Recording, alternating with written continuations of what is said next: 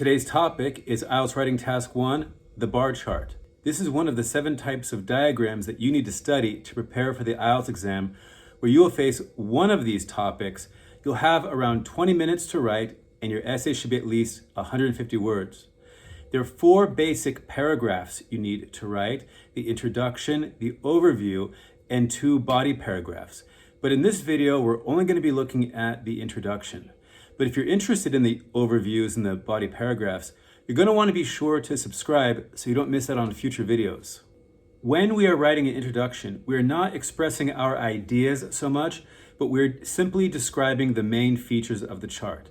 And remember, those main features are the type of chart, the title, the x-axis, the y-axis, and the legend.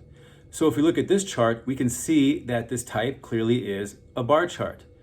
And the title shows the coffee and tea buying and drinking habits of people in different cities in Australia. The x-axis shows us those 5 cities. The y-axis is showing the percentage. And the legend is describing what those 3 bars represent.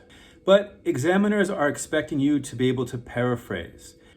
And so we can take a few expressions from the chart and paraphrase them. When we see a word like cities in Australia, we can change Australia from a noun and turn it into an adjective and say Australian cities. When we see buying and drinking habits, we can say consumption habits.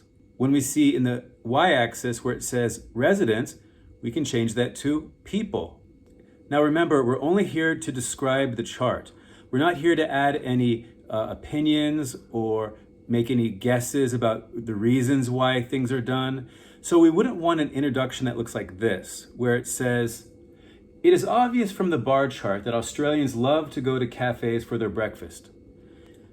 Instead, the introduction should gather that key information and the paraphrasing to create an introduction that looks like this.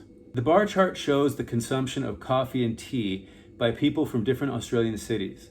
The cities include Sydney, Melbourne, Brisbane, Adelaide, and Hobart. Units are measured in percentage. So that's it. That's what an introduction can look like. It's not overly complicated.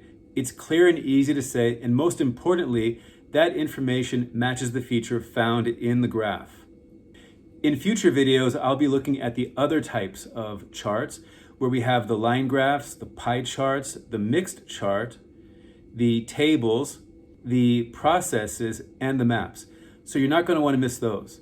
Be sure to like and subscribe, and I'll see you in the next video.